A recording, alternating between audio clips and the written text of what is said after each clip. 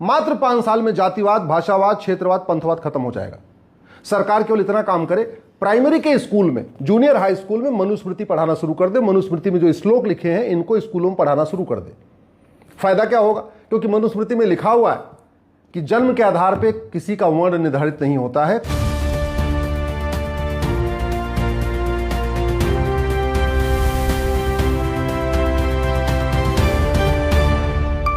जो काम 75 साल में नहीं हो पाया वो मात्र 5 साल में हो सकता है।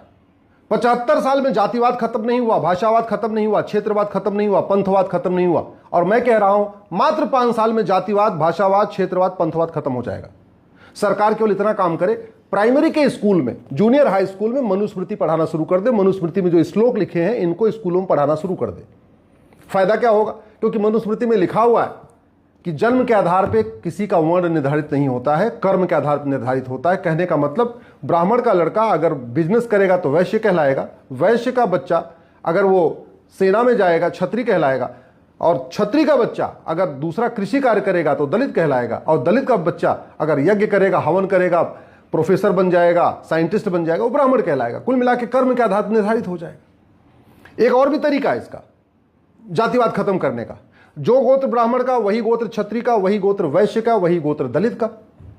सरकार नौकरियों का फॉर्म भरवाते समय जाति पूछने की बजाय गोत्र पूछना शुरू कर दे। स्कूल में एडमिशन के समय जाति पूछने के बजाय गोत्र पूछना शुरू कर दे।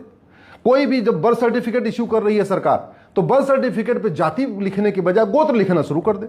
अभी हम 10,000 जातियों में बटे हुए हैं, हम 125 गोत्रों में जुड़ जाएंगे, जातिवाद खत्म, एक भारत श्रेष्ठ भारत बन गया।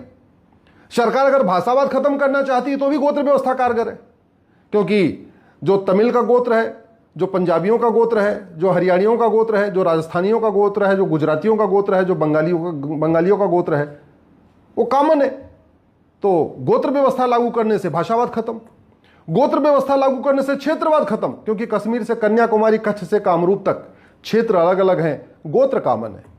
और गोत्र व्यवस्था लागू करने से पंथवाद खत्म। जो गोत्र हिंदू का वही गोत्र जैन का, वही गोत्र बौद्ध का, वही गोत्र सिख का, वही गोत्र आर्य समाज का।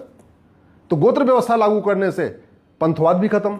और सबसे बड़ी बात, गोत्र व्यवस्था लागू करने से घर वापसी कराना आसान। गोत्र व्यवस्था लागू करने से सबका रोटी बेटी का रिश्ता बनना शुरू हो जाएगा। जो लोग घर वापसी करना चाहते हैं, वो सबसे बड़ी उनकी समस्या आ रही है कि मैं किस जाति में जाऊं। अरे जब जाति रहेगी नहीं तो गोत्र लगाना है, जिसको लगाना होगा, जिसको कश्यप लगाना होगा कश्यप लगाएगा, जिसका भारद्वाज होगा भारद्वाज होगा, जिसका अत्रि होगा, गौतम होगा, भृगु होगा, अलग अलग अपने जितने गोत्र हैं वो लगाना शुरू कर देंगे। वास्तव में अगर इस देश को एक विकसित राष्ट्र बनाना है तो जातिवाद, भाषावाद, क्षेत्रवाद, पंथवाद खत्म करना पड़ेगा। और सरकारें अभी तक नहीं कर पाई हैं, न कर पाएंगी। समाधान इसका मनुस्मृति से निकलेगा, क्योंकि मनुस्मृति में बहुत साफ साफ लिखा हुआ है कि जन्म के आधार पे किसी का वर्ण निर्धारित नहीं होगा, वर्ण निर्धारित होगा कर्म के आधार पे।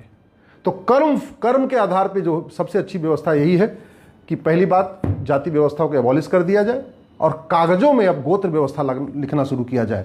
अभी हम 10,000 जातियों में बटे हुए हैं, हम 125 गोत्र में जुड़ जाएंगे, शादी विवाह भी करना आसान हो जाएगा। अभी 10,000 जातियों में से एक जाति में शादी विवाह ढूंढा जाता है। उसके बाद क्या होगा? केवल अपने गोत्र में शादी विवाह नहीं करना है, बाकी सारे गोत्र खुले हुए हैं, सबके लिए खुले हुए हैं। तो जातिवाद, भाषावाद, क्षेत्रवाद, पंथवाद, सबका अस्थायी समाधान है गोत्र व्यवस्था।